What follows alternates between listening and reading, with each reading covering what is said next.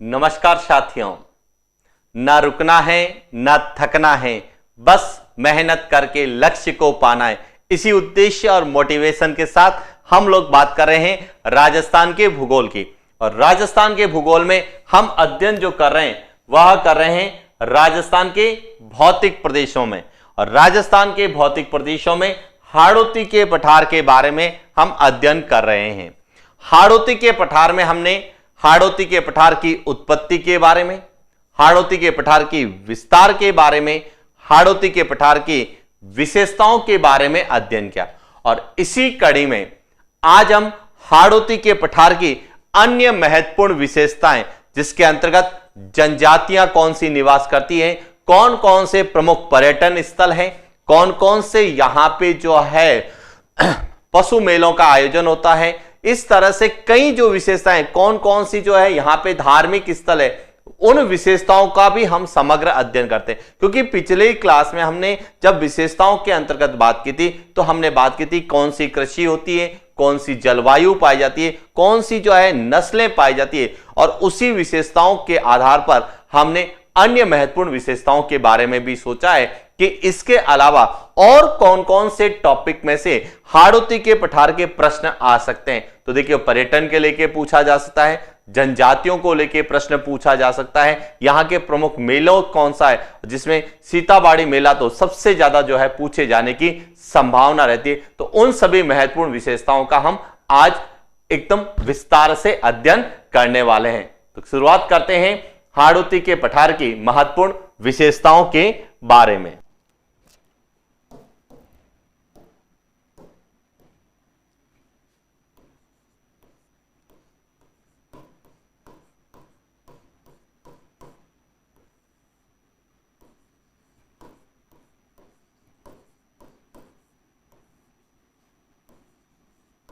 हाड़ौती के पठार की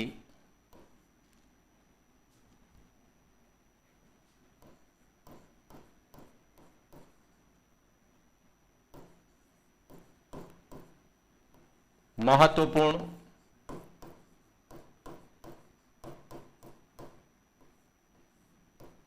विशेषता।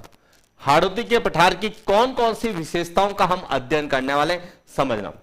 सबसे पहला हम अध्ययन करेंगे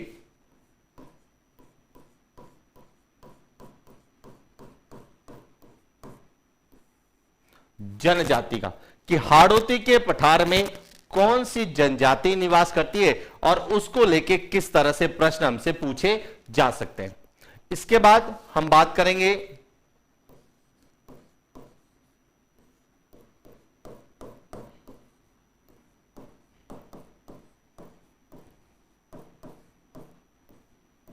वन्य जीव संरक्षण की, कि हाड़ौती के पठार में वन्य जीव संरक्षण से संबंधित क्या क्या विशेषताएं हैं। और इसके बाद हम बात करेंगे हाड़ौती के पठार में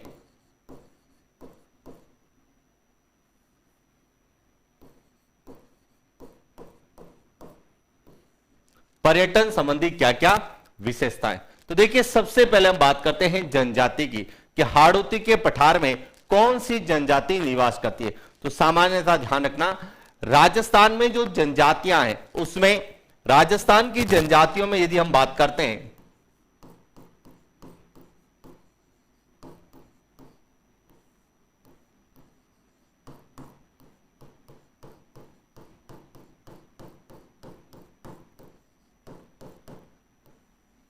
तो राजस्थान में जो जनजातियां निवास करती है उसमें सबसे ज्यादा जो है राजस्थान में कौन सी जनजाति है, मीणा जनजाति।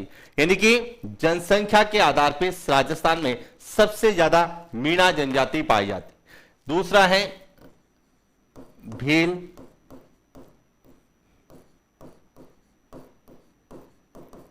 गरासिया,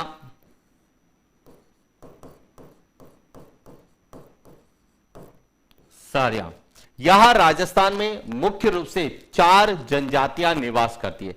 अब इसके अलावा और भी जनजातियां हैं जो राजस्थान में निवास करती है, जैसे कथोड़ी है,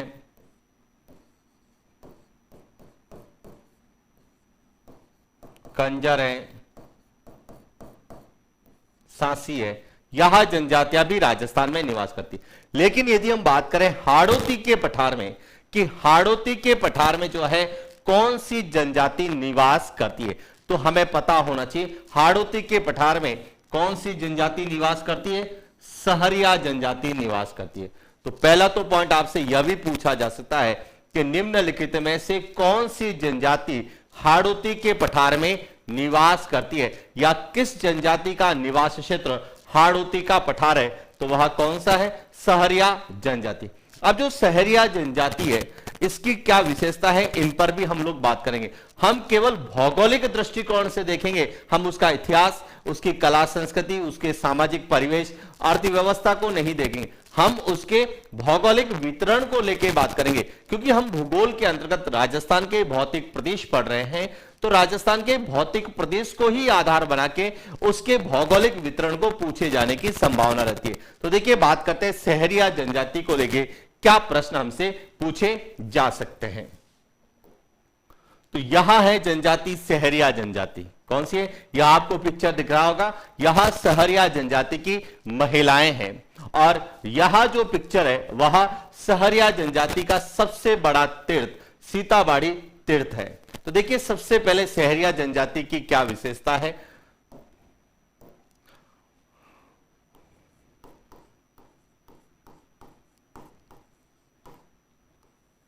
सहरिया जनजाति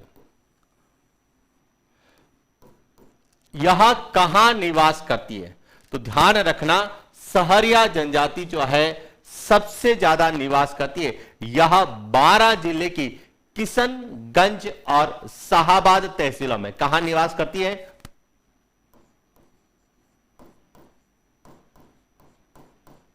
किशनगंज,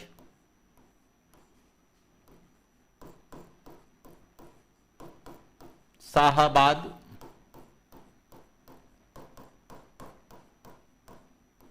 तहसील, सबसे ज्यादा यहां किशनगंज और शाहाबाद तहसील 12 में निवास करती है। क्योंकि यह प्रश्न पहले कई एग्जामों में पूछा गया है कि सहरिया जनजाति जो है का सर्वाधिक निवास किन तहसीलों में है।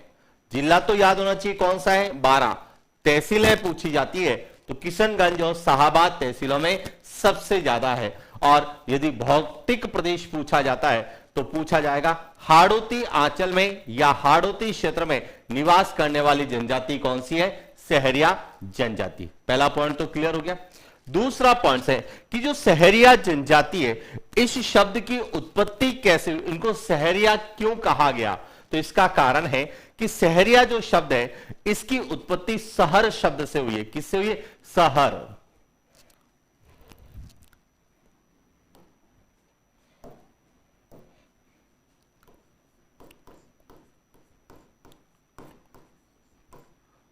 सहरिया शब्द की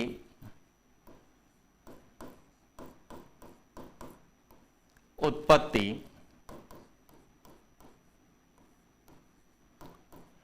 शहर शब्द से हुई है।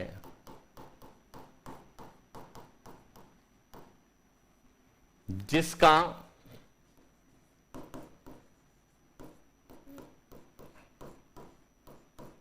अर्थ जंगल है, यानी कि शहर शब्द से हुई है।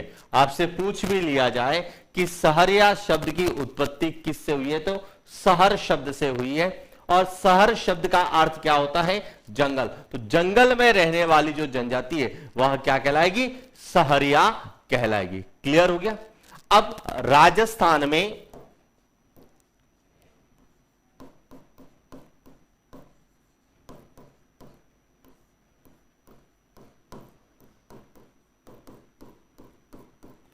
सहरिया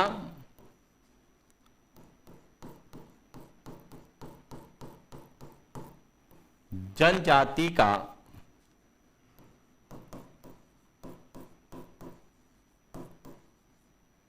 सर्वाधिक निवास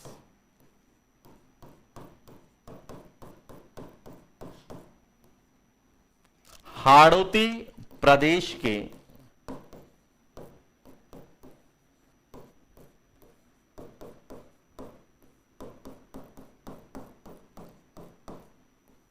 बारां जिले की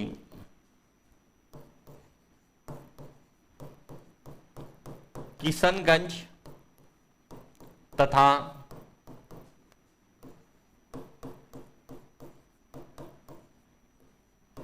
शाहाबाद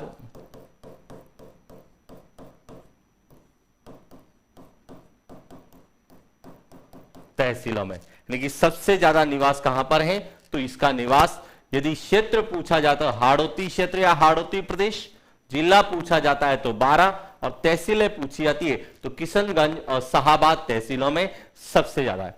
और जो सहरिया जनजाति है, यहां राजस्थान की चौथी सर्वाधिक निवास करने वाली जो है जनजाति है, यानी कि जनजातियों में चौथी सबसे बड़ी जनजाति कौन सी है, सहरिया जनजाति। सबसे ज्यादा मीणा, उसके बाद भील, फिर गरासिया, और चौथी कौन सी है, सहरिया जनजाति है।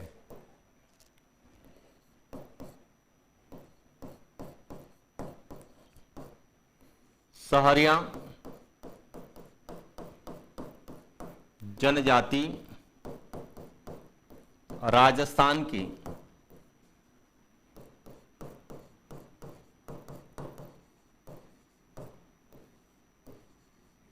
जनसंख्या की दृष्टि से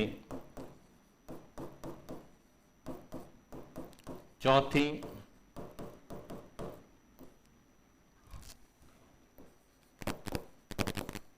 सबसे बड़ी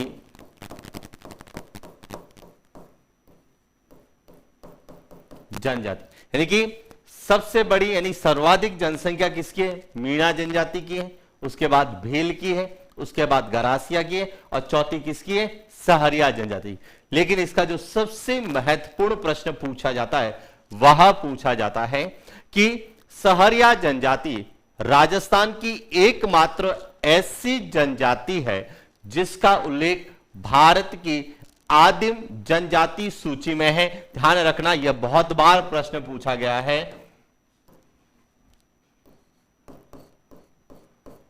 सहरिया जनजाति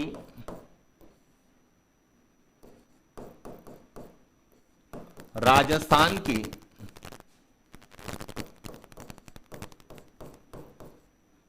एकमात्र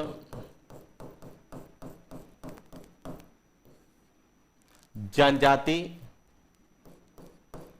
जो भारत की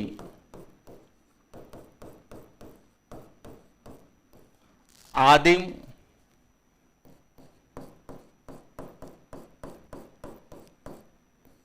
जनजाति सूची में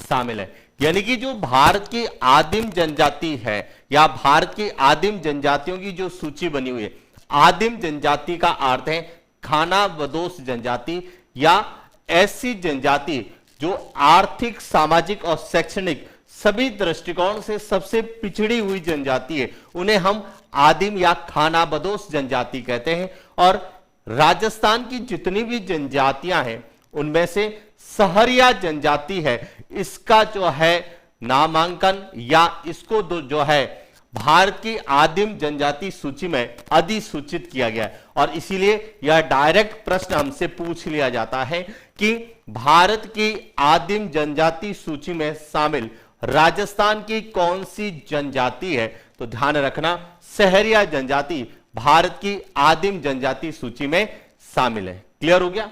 और अब सहरिया जनजाति के बारे में तीन चीजें तो हमें पता चल गई कि सहरिया जनजाति शब्द की उत्पत्ति किससे हुई है, यह कहां निवास करती है और जो है इसको किसमें शामिल किया गया है। अब बात आता है कि सहरिया जनजाति जो है यहां मुख्य रूप से कृषि कार्य करती है, और जो आदिवासी जनजातियां हैं, सहरिया जनजातियां जो भी आदिवासी जनजातियां हैं, मुख्य रूप से वन है उन पर आश्रित रहती है, यानी वनों पर आश्रित रहती है। जो वन से जो भी उत्पाद प्राप्त होते हैं, जिन्हें हम वन उत्पाद कहते हैं, चाहे वह बांस के रूप में हो या अन्य कंदमूल के रूप में हो या लकड़ी हो, उनको जो है बेचकर, या ये कहें कि वन उत्पाद इनकी अर्थव्यवस्था का स्रोत होता है। और यह हमें सहरिया शब्द की उत्पत्ति से ही क्लियर हो गया कि शहर शब्द का अर्थ होता है जंगल, और जंगल में निवास करने वाली जनजाति क्या कहलाई? सहरिया कहलाई। और जब सहरिया जनजाति जंगल में निवास करती है तो इसकी अर्थव्यवस्था का जो मुख्य स्रोत है वह वन उत्पाद है। लेकिन औद्योगिकीकरण, नगरीकरण और भौतिकतावादी संस्कृति के परिणाम स्वरूप धीरे धीरे जो है वनों का उन्मूलन हुआ, वन धीरे धीरे नष्ट हुए, वनों का ह्रास हुआ। इसके कारण इनकी जो अर्थव्यवस्था है या आजीविका यापन का जो सोर्स है वो धीरे धीरे कम होता गया, और इसीलिए यह जनजातियां भी कृषि कार्य करने लगी। क्या करने लगी? कृषि कार्य। और यह जो है वनों को काटकर या जलाकर उसको पहले कृषि योग्य भूमि में कन्वर्ट करते और उसके बाद जो है वहां पर कृषि करते। इसलिए सहरिया जनजाति या राजस्थान की अन्य कोई भी जनजातियां हैं, वह राजस्थान में क्या करती है? स्थानांतरित कृषि करती है, झूमिंग कृषि करती है, जिसको हम अलग अलग नाम से जानते हैं। हालांकि हम कृषि के अंतर्गत स्थानांतरित कृषि के प्रकारों का अध्ययन करेंगे, लेकिन हमें यदि पूछा जाए कि सहरिया जनजाति द्वारा की जाने वाली स्थानांतरित कृषि क्या कहलाती है, तो ध्यान रखना या तो लिखा हुआ होगा वालरा या फिर लिखा हुआ होगा वात्रा, क्योंकि राजस्थान में जो है भील जनजाति है, डामोर जनजाति है, सहरिया है, गरासिया है, यह किसी न किसी रूप में स्थानांतरित कृषि करती है। तो सहरिया जनजाति द्वारा जो स्थानांतरित कृषि की जाती है उसे हम वालरा या वात्रा के नाम से जानते हैं, जिसका हम उल्लेख या इसके बारे में डिटेल जो है वह कृषि के अंतर्गत पढ़ने वाले हैं। तो क्लियर हो गया? तो यह ध्यान रखना सहरिया जनजाति की क्या विशेषता। अब इसके बाद एक और इंपॉर्टेंट प्रश्न जो हमसे पूछा जाता है सहरिया जनजाति से, कि सहरिया जनजाति का जो प्रमुख तीर्थ है वह कौन सा है? तो वह है सीताबाड़ी तीर्थ। कौन सा है? सहरिया जनजाति का प्रमुख तीर्थ।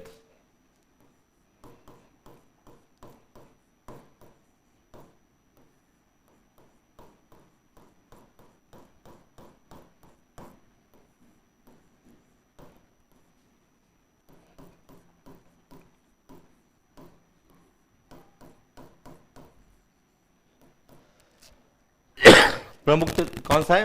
वह है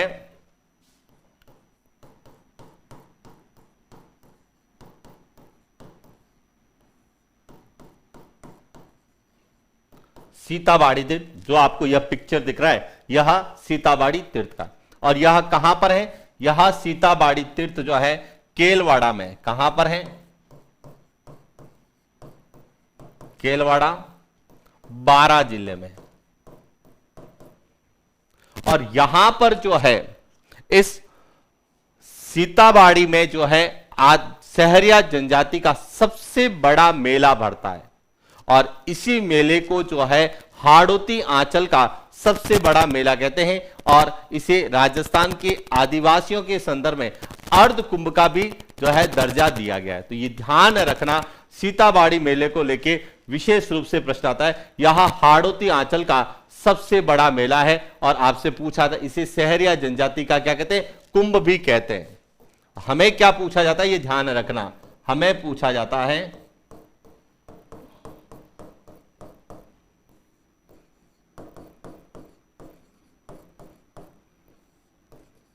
हाड़ौती आंचल का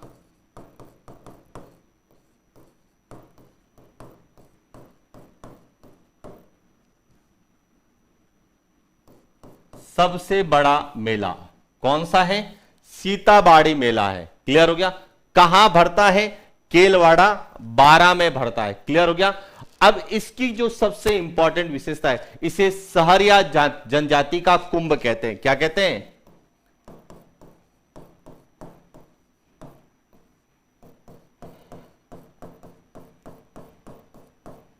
सहरिया जनजाति का कुंभ, या आदिवासियों के संदर्भ में पढ़ते हैं तो इसे अर्ध कुंभ की भी संज्ञा दी जाती है। क्यों? क्योंकि आदिवासियों का सबसे बड़ा मेला जो है वह बेणेश्वर मेला भरता है माघ पूर्णिमा को डूंगरपुर में त्रिवेणी संगम पर, जिसकी चर्चा हम जब माही नदी के बारे में पढ़ेंगे, त्रिवेणी संगम हम पढ़ेंगे तो उस समय उसके बारे में डिटेल से पढ़ेंगे। लेकिन उसके बाद जो है आदिवासियों का दूसरा जो बड़ा मेला है वह है सीताबाड़ी मेला। और सीताबाड़ी जो मेला है यह सहरिया जनजाति का कुंभ कहलाता है, लेकिन इसे अर्ध कुंभ की भी संज्ञा दी जाती है। तो कई बार प्रश्न आता है कि आदिवासियों का अर्ध कुंभ किसे कहा जाता है, तो आदिवासियों का अर्ध कुंभ की संज्ञा इस सीताबाड़ी मेला जो केलवाड़ा 12 में भरता है इसे कहा जाता है। और यदि पूछा जाए कि सहरिया जनजाति का कुंभ किसे कहते हैं तो ध्यान रखना सीताबाड़ी मेले को कहते हैं। और यदि आपसे यह पूछा जाए हाड़ौती आंचल का सबसे बड़ा मेला कौन सा है तो सीताबाड़ी मेला कहां भरता है, केलवाड़ा में भरता है। और डिस्ट्रिक्ट पूछा जाए तो कौन सा होगा, 12 में। यह हम इसलिए पढ़ते हैं ताकि हमारे जो पर्यटन वाला टॉपिक है वो ज्योग्राफी के साथ क्या हो जाए, क्लियर हो जाए। क्योंकि आपके लिखे हुए पर्यटन स्थल तो हम भौतिक प्रदेशों के आधार पर ऐसे प्रमुख पर्यटन स्थल है जो हमें एग्जाम पॉइंट ऑफ व्यू से पूछे जा सकते हैं, उनको हम उसी भौतिक प्रदेश में पढ़ने की कोशिश करेंगे। उससे क्या होगा, उससे सबसे इंपॉर्टेंट जो चीज है वह है कि आपको क्लियर हो जाएगा कि हाड़ौती के पठार से यदि प्रश्न आएगा तो वह कौन सा मेला पूछा जाएगा, यह भी क्लियर हो जाता है। दूसरा जो बात करें कि कौन सी जनजाति के बारे में पूछा जाएगा तो सहरिया जनजाति के बारे में पूछा जाएगा। हालांकि इसके अलावा और भी जो है मेले बढ़ते हैं, जैसे कपिलधारा मेला भी 12 में बढ़ता है कार्तिक पूर्णिमा को, और भंवरगढ़ का मेला भी जो है भरता है, वह भी सहरिया जनजाति से संबंधित है। लेकिन सहरिया जनजाति का जो सबसे प्रमुख मेला है वह कौन सा है, सीताबाड़ी मेला केलवाड़ा 12 का। तो अब आपको शायद सहरिया जनजाति को लेकर सभी पॉइंट्स क्लियर हो गए होंगे कि सहरिया जनजाति जो है यह राजस्थान की एकमात्र आदिवासी जनजाति जिसका उल्लेख भारत की आदिम जनजाति सूची में है। दूसरा, सहरिया जनजाति जो है यह जो स्थानांतरित कृषि करती है उसे हम वालरा या वात्रा के नाम से जानते हैं, क्योंकि हमारी कुछ किताबों में गरासिया के संदर्भ में भी पढ़ते हैं, तो गरासिया के संदर्भ में हम वालरा पढ़ते हैं। लेकिन सहरिया जनजाति भी जो है जो करती है उसे हम वालरा या वात्रा की संज्ञा देते हैं, और इसको हम कृषि में आगे और से डिटेल से पढ़ने भी वाले हैं। क्लियर हो गया? तो ये था हमारा जनजातियों को लेके, यानी कि हाड़ौती के पठार से एक जो भी प्रश्न आएगा, क्या प्रश्न आएगा, जनजातियों का प्रश्न आएगा, तो वह सदैव किससे आएगा, सहरिया जनजाति से आएगा। अब कई बार इन प्रश्नों को लैंग्वेज चेंज करके पूछा जाता है। कैसे पूछा जाता है समझना।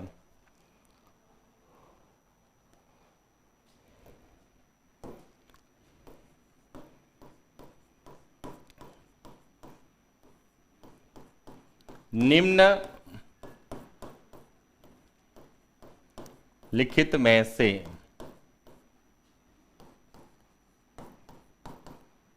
किस जनजाति का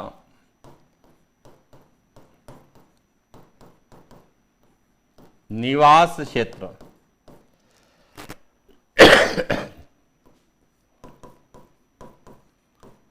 अरावली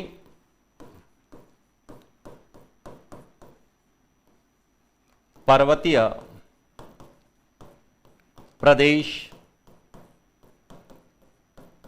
नहीं है। ए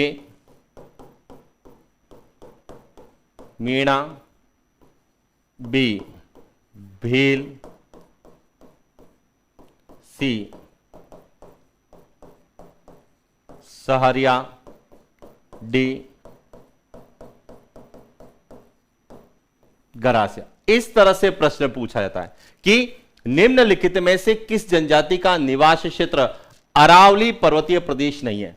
अब देखिए, हम यदि बात करें मीणा जनजाति तो यह मुख्य रूप से कहां मिलेगी, आपको जयपुर के आसपास मिलेगी। और जयपुर में जो है अरावली का विस्तार है, उत्तरी अरावली का भाग जयपुर के अंतर्गत आता है। मीणा जनजाति यहां उदयपुर के आसपास निवास करती है, और उदयपुर में अरावली का सबसे ज्यादा विस्तार है। गरासिया जनजाति यह सिरोही के आसपास निवास करती है। तो सिरोही में अरावली की सबसे ज्यादा ऊंचाई है। तो इसके बाद रहा है सहरिया जनजाति, और सहरिया जनजाति कहां निवास करती है? बारां जिले में निवास करती है। और बारां जो है यह कहां आता है? हाड़ौती के पठार के अंतर्गत आता है, इसलिए इसका सही उत्तर क्या होगा? सी होगा। तो इसीलिए हमें भौतिक प्रदेशों के साथ ही जनजातियों को पढ़ना जो होता है, क्योंकि हमारे सिलेबस में राजस्थान की जनजातियां और उनका जनजातीय क्षेत्र है। तो जनजातीय क्षेत्र में आपसे डिस्ट्रिक्ट भी पूछा जा सकता है, तहसीलें भी पूछी जा सकती है, और हो सकता है जिले और तहसीलें ना पूछ के वह आपसे जो है भौगोलिक प्रदेश, भौतिक प्रदेश भी पूछ सकता है। और इसीलिए हम इन चीजों को, इनको भौतिक प्रदेशों के साथ अध्ययन करते हैं, और जब हम इनको अलग से पढ़ेंगे तब हमारा क्या हो जाएगा? रिवीजन हो जाएगा। क्लियर हो गया? तो ये था हमारा एक जो हाड़ौती के पठार में निवास करने वाली जनजाति को लेके जो प्रश्न पूछे जाते हैं। इसके बाद दूसरा है हाड़ौती के जो है पठार में कौन कौन से वन्य जीव संरक्षण के प्रयास किए या वन्य जीव क्षेत्र है। तो देखिए यहां आपको एक पिक्चर नजर आ रहा होगा, यह है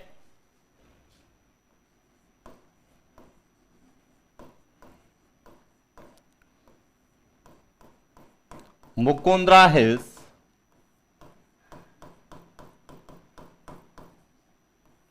राष्ट्रीय उद्यान।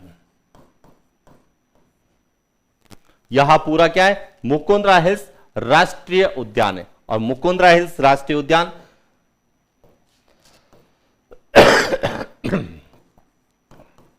9 जनवरी 2012 को मुकुंदरा हिल्स राष्ट्रीय उद्यान को राष्ट्रीय उद्यान का दर्जा दिया गया। तो सबसे पहले तो यह पूछा जा सकता है कि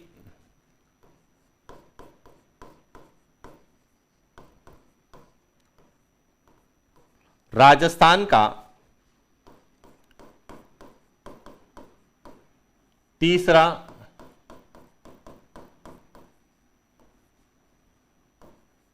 राष्ट्रीय उद्यान कौन सा है?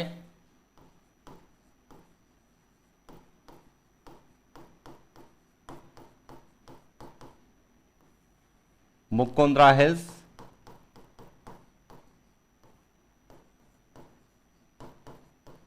राष्ट्रीय उद्यान है। और इसे राष्ट्रीय उद्यान का दर्जा कब दिया गया?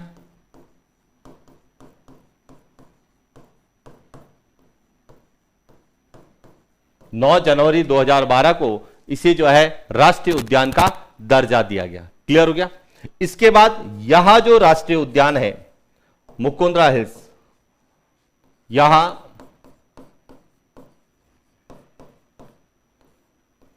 राजस्थान की तीसरी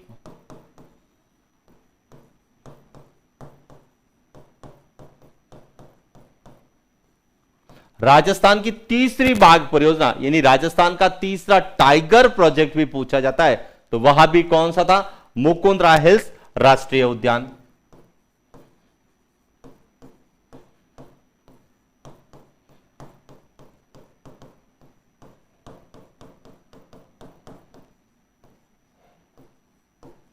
मुकुंदरा हिल्स राष्ट्रीय उद्यान। और इसे जो टाइगर प्रोजेक्ट का दर्जा कब दिया गया? 10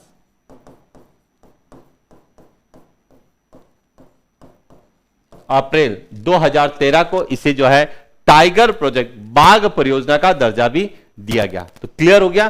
तो यह जो मुकुंदरा हिल्स है, यह राष्ट्रीय उद्यान भी है और बाघ परियोजना भी है, टाइगर प्रोजेक्ट भी है।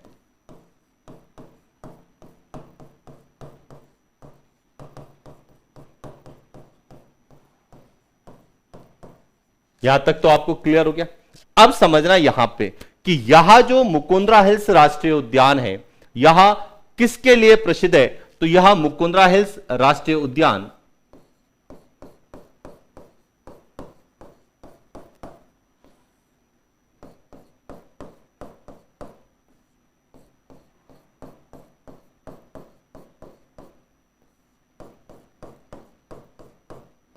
गागरोनी तोता या हीरामन तोता के लिए प्रसिद्ध है। और इसीलिए यह जो झालावाड़ है, झालावाड़ का जो जिला शुभंकर है वह गागरोनी तोता है, क्योंकि इस मुकुंदरा हिल्स राष्ट्रीय उद्यान का जो विस्तार की बात करें तो कोटा और झालावाड़ में, हालांकि कुछ किताबों में बूंदी और चित्तौड़गढ़ का भाग भी इसमें शामिल है, लेकिन मुख्य रूप से यह कोटा और झालावाड़ में है। क्लियर हो गया। और यह गागरोनी तोतों के लिए प्रसिद्ध है, इसीलिए झालावाड़ का जो जिला शुभंकर है वह गागरोनी तोता है। तो हमें जिला शुभंकर से भी पूछा जा सकता है कि गागरोनी तोता किस जिले का जिला शुभंकर है, तो झालावाड़ जिले का। Point clear. और इसी मुकुंदरा हिल्स में कुछ पर्यटन स्थल है जो हमें एग्जाम में बहुत बार पूछे जाते हैं कि इस मुकुंदरा हिल्स में एक तो अबली मीणी का महल,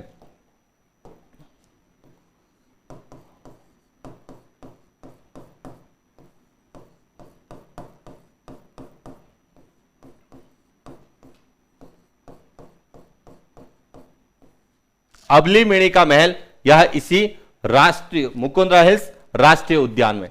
और दूसरा जो है यहां पर भीमचोरी मंदिर है, कौन सा है?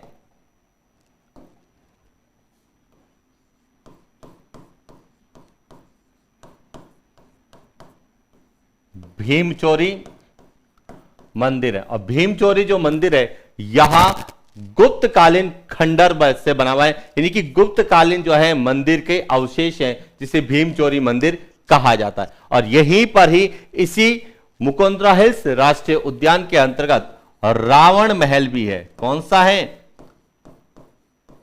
रावण महल। तो आपसे पूछा जा सकता है कि रावण महल, अबली मीणी का महल या भीमचोरी जो मंदिर है किस राष्ट्रीय उद्यान में है, तो मुकुंदरा हिल्स राष्ट्रीय उद्यान में है। यह ध्यान रखना, क्योंकि यहां हमें एग्जाम पॉइंट ऑफ व्यू से पूछे जाने की संभावना है, क्योंकि यह पर्यटन को लेकर भी पूछे जा सकते हैं और डायरेक्ट हमें भौतिक प्रदेशों से भी पूछा जा सकता है कि निम्न में से कौन सा राष्ट्रीय उद्यान हाड़ौती के पठार में स्थित है या नहीं है। तो ध्यान रखना, राष्ट्रीय मुकुंदरा हिल्स राष्ट्रीय उद्यान यहां हाड़ौती आंचल में हाड़ौती के पठार में स्थित है। क्लियर हो गया।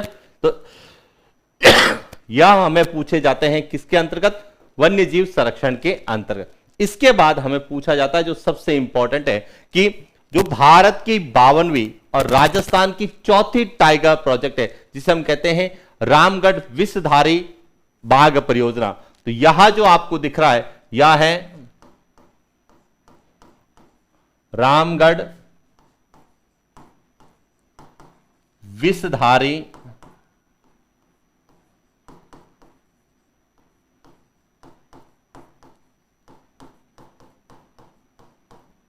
बाघ परियोजना। यह जो आपको पिक्चर दिख रहा है यह रामगढ़ विषधारी बाघ परियोजना है। और रामगढ़ विषधारी बाघ परियोजना यह किस जिले में है?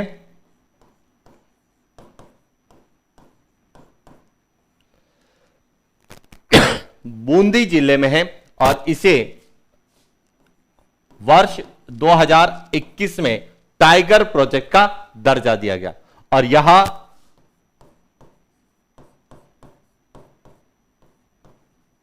भारत की 52वीं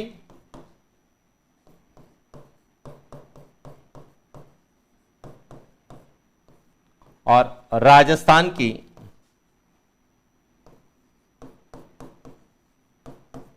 चौथी बाघ परियोजना है। तो यह भी पूछा गया था अभी एग्जाम में कि राजस्थान की चौथी बाघ परियोजना कौन सी है, तो रामगढ़ विषधारी टाइगर प्रोजेक्ट है। और यह प्रश्न हमें वन्य जीव से संबंध में पूछा जाता है वन्यजीव या वन्यजीव संरक्षण को लेकर पूछा जाता है कि राजस्थान में कितनी बाघ परियोजनाएं, तो राजस्थान में 4 बाघ परियोजनाएं। सबसे पहली बाघ परियोजना रणथंबोर टाइगर प्रोजेक्ट, दूसरी सरिस्का टाइगर प्रोजेक्ट, तीसरी मुकुंदरा हिल्स टाइगर प्रोजेक्ट और चौथी कौन सी है? रामगढ़ विषधारी टाइगर प्रोजेक्ट है। और इसे कब घोषित किया गया? 2021 में इसको जो है घोषित किया गया था। और यह भारत की 52वीं और राजस्थान की कौन सी है? चौथी बाघ परियोजना। इसके बाद एक और क्षेत्र है, यह जो नीचे पिक्चर दे रहा है यह है शाहाबाद क्षेत्र। कौन सा है?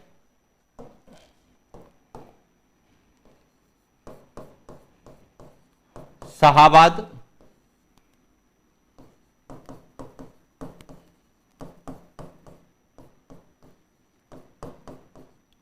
संरक्षित क्षेत्र। और ये शाहाबाद संरक्षित क्षेत्र किस जिले में है? 12 में।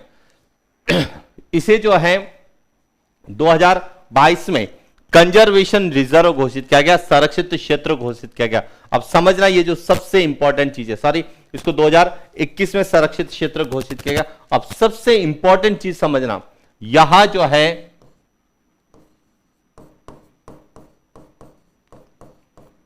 क्षेत्रफल की दृष्टि से राजस्थान का सबसे बड़ा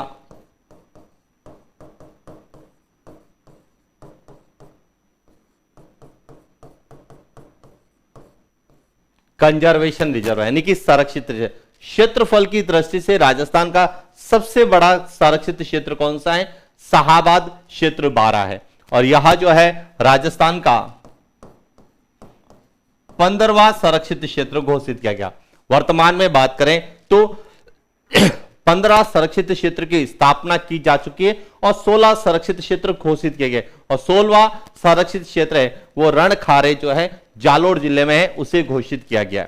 लेकिन इन 16 में सबसे बड़ा कौन सा है? शाहाबाद।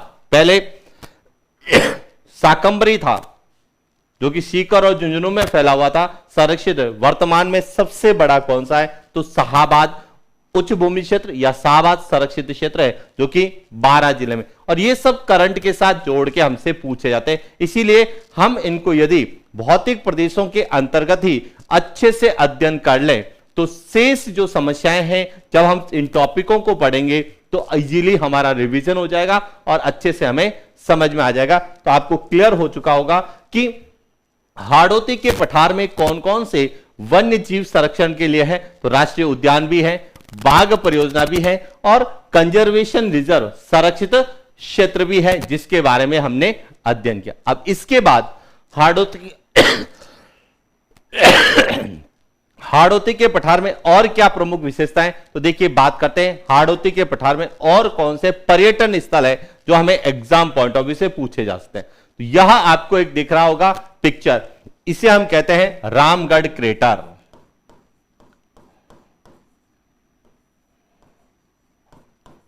रामगढ़ क्रेटर यह किस जिले में है? 12 जिले में है रामगढ़ क्रेटर। और इसकी खोज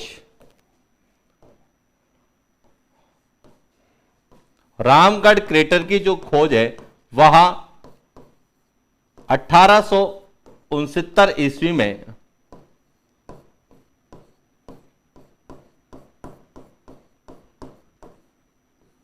डॉक्टर मिलेट के द्वारा की गई। यानी कि रामगढ़ क्रेटर की खोज 1869 ईस्वी में डॉक्टर मिलेट ने की थी। लेकिन यहां जो है रामगढ़ क्रेटर, यहां भारत का पहला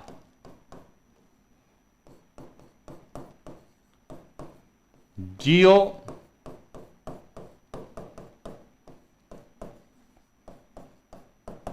हेरिटेज स्थल, यानी जिसे हम बोलते हैं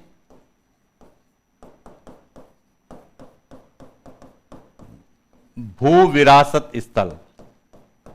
तो यहां जो रामगढ़ क्रेटर है यहां भारत का पहला जियो हेरिटेज या भू विरासत स्थल घोषित किया गया। किसके द्वारा? भारत सरकार के द्वारा। और किस दृष्टि से? पर्यटन की दृष्टि से भारत का पहला जियो हेरिटेज स्थल किसे घोषित किया गया? तो रामगढ़ क्रेटर को किया गया। तो यहां भी हमें पूछा जाता है। और जबकि रामगढ़ क्रेटर जो है इसके निर्माण को लेकर कई बार प्रश्न आता है कि इसका निर्माण कैसे हुआ है।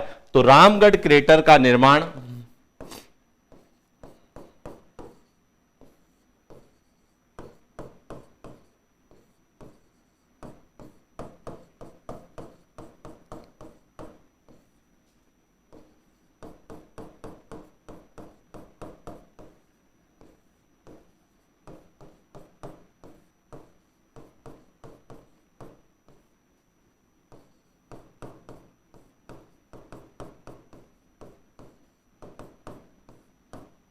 उल्कापात से हुआ है। अब आप कहेंगे सर उल्कापात क्या होता है? तो देखिए सबसे पहले तो इसको निर्माण को समझना है कि रामगढ़ क्रेटर का निर्माण खगोलीय घटना उल्कापात से हुआ है। अब खगोलीय घटना उल्कापात से कैसे हुआ है, तो कई बार आपने देखा होगा रात्रि में कि तारा टूटता है, जिसे हम तारा टूटना कहता है, और आकाश में एक चमक सी हमें दिखाई देती है। तो जब कोई भी आकाशीय पिंड जब अपनी गुरुत्वाकर्षण से शक्ति से बाहर होता है तो पृथ्वी की ओर वह क्या करता है, आकर्षित होता है। तो जब तक वह अंतरिक्ष में रहता है तब तक हमें दिखाई नहीं देता, लेकिन जैसे ही वह हमारे वायुमंडल में प्रवेश करता है तो घर्षण के कारण एक चमक हमें दिखाई देती है, और उस चमक को हम तारा टूटना कहते हैं। और इसको उत्तरी ध्रुव और दक्षिणी ध्रुव पे अलग अलग कहते हैं, या खगोलीय घटना के अंतर्गत हम लोग पढ़ते हैं। लेकिन जब तक वह पिंड वायुमंडल में या अंतरिक्ष में रहता है तो उसे हम उल्का पिंड कहते हैं। लेकिन जब वही पिंड धरातल पर आके घिरता है तो उस घटना को हम क्या कहते हैं, उल्कापात कहते हैं, उल्का का घिरने से। और उस उल्कापात के कारण इसका क्या हुआ था, निर्माण हुआ, यानी यह भाग कहां चला गया, धरातल के नीचे चला गया, और एक क्रेटर का निर्माण हुआ जिसे कहा गया रामगढ़ क्रेटर या रामगढ़ झील कहा गया। वैसे सामान्यतः क्रेटर के बारे में जब हम पढ़ते हैं तो हम पढ़ते हैं ये ज्वालामुखी क्रिया से निर्मित है, लेकिन यह हाड़ौती का जो पठार है यह ज्वालामुखी क्रिया से निर्मित ही तो है। और यहां पर जब उल्कापात हुआ था तो इसका मतलब है कि यहां जहां पर झील बनी, यह जो झील है वह रामगढ़ क्रेटर के नाम से जानी जाती है। तो इसीलिए आपसे पूछा जा सकता है निम्न में से कौन सी भौगोलिक क्षेत्र का निर्माण एक खगोलीय घटना का उदाहरण है। क्या प्रश्न बनता है कि निम्नलिखित में से किसका निर्माण एक खगोलीय घटना के परिणाम स्वरूप हुआ है, तो किसका निर्माण हुआ है, रामगढ़ क्रेटर, जो कि कहां पर है, बारां में। जबकि हम रामगढ़ की पहाड़ियां जब पढ़ते हैं तो रामगढ़ की पहाड़ियां हम बूंदी में पढ़ते हैं, जिसकी चर्चा हम आगे करने वाले हैं। लेकिन रामगढ़ क्रेटर का जब भी प्रश्न आएगा तो किस जिले से उत्तर क्या होगा, बारां जिले में होगा। तो रामगढ़ क्रेटर भी आपको क्लियर हो चुका होगा कि यहां पर एक जो है खगोलीय घटना से निर्मित प्रमुख क्षेत्र है जिसे हम रामगढ़ क्रेटर कहते हैं। और छोटे एग्जाम में तो डायरेक्ट ही पूछ लिया जाता है कि रामगढ़ क्रेटर किस जिले में है। क्लियर हो गया। इसके अलावा और कौन कौन से यहां के पर्यटन क्षेत्र हैं जो हमें एग्जाम में पूछे जा सकते हैं, तो उन पर भी बात करते हैं। यहां आपको एक दिख रहा होगा, एक गुफा है, और यहां कहलाती है कोलवी की गुफा है।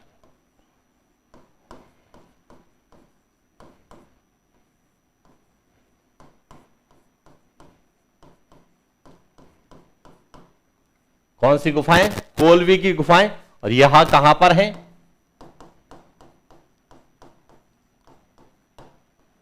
झालावाड़ में। कहां पर है, झालावाड़। अब ये कोलवी की गुफाएं क्यों प्रसिद्ध है, तो कोलवी की गुफाओं से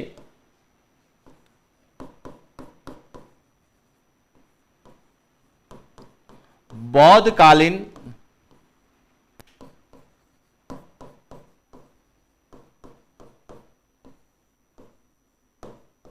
चित्रकला के अवशेष या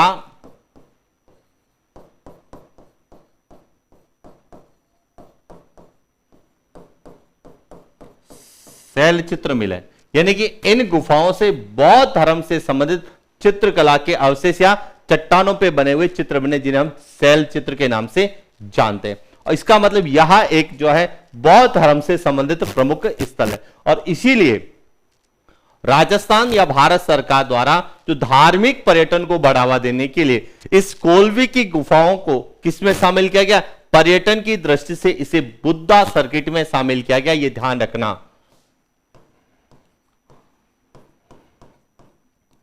पर्यटन की दृष्टि से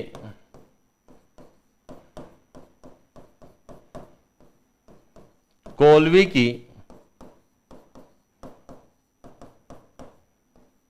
गुफाओं को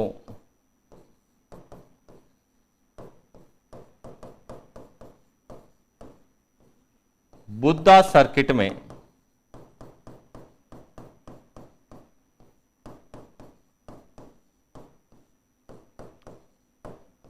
शामिल किया गया, ये ध्यान रखना। तो इसीलिए आपसे डायरेक्ट पूछा जा सकता है कि कोलवी की गुफाएं कहां पर है, तो झालावाड़ में। और इतिहास के संदर्भ में हमें यह पूछा जा सकता है कि राजस्थान में बौद्धकालीन शैल चित्र कहां मिले हैं या उसके अवशेष कहां मिले हैं, तो यह कोलवी की गुफाएं झालावाड़ में मिले। और या फिर यह पूछा जा सकता है कि निम्न में से कौन सा स्थल बुद्धा सर्किट में शामिल है। तो अब समझना यहां से पर्यटन की दृष्टि से जो बुद्धा सर्किट बनाया गया है, अब बुद्धा सर्किट है क्या उसके बारे में भी थोड़ा सा जान लें ताकि हमें पर्यटन का प्रश्न भी आए तो गलत नहीं हो।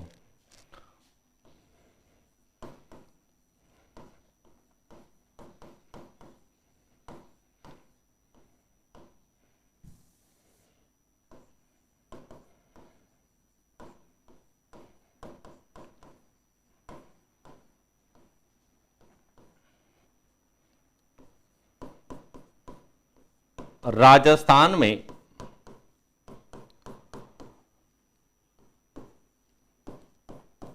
बौद्ध धर्म के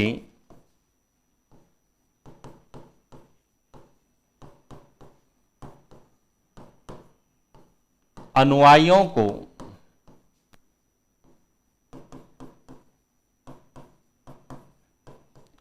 आकर्षित करने हेतु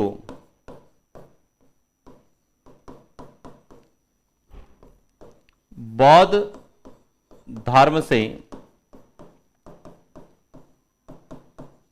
संबंधित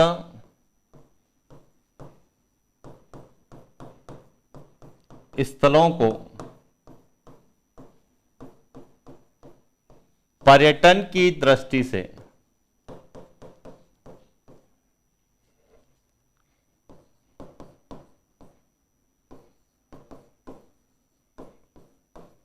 बुद्धा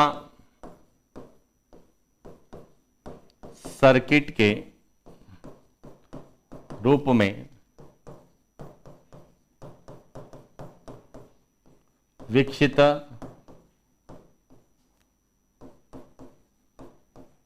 किया गया। यानी कि बुद्धा सर्किट का तात्पर्य आपको क्लियर हो गया होगा कि जो भी राजस्थान में बौद्ध धर्म से संबंधित स्थल है उन स्थानों को जो है पर्यटन की दृष्टि से विकसित किया जाए ताकि बौद्ध धर्म के जो अनुयायी हैं, जो बौद्ध धर्म को मानते हैं, वह जो है यहां पर आए, जिसके परिणाम स्वरूप पर्यटन उद्योग का क्या हो, विकास हो। और इसे हम धार्मिक पर्यटन के अंतर्गत शामिल करते हैं। यह धार्मिक पर्यटन सर्किट के अंतर्गत आता है। जैसे राजस्थान में मेवाड़ वांगड़ धार्मिक सर्किट है, बुद्धा सर्किट है, इसी ब्रज सर्किट है, कृष्णा सर्किट है, बालाजी सर्किट है। इस तरह से राजस्थान में कई धार्मिक सर्किटों का निर्माण किया जा रहा है पर्यटन की दृष्टि से, और उसमें बुद्धा सर्किट का भी निर्माण किया गया। और राजस्थान में बौद्ध धर्म से संबंधित दो स्थान है, कौन कौन से हैं? एक तो है बैराट, कहां पर है? जयपुर, और दूसरा है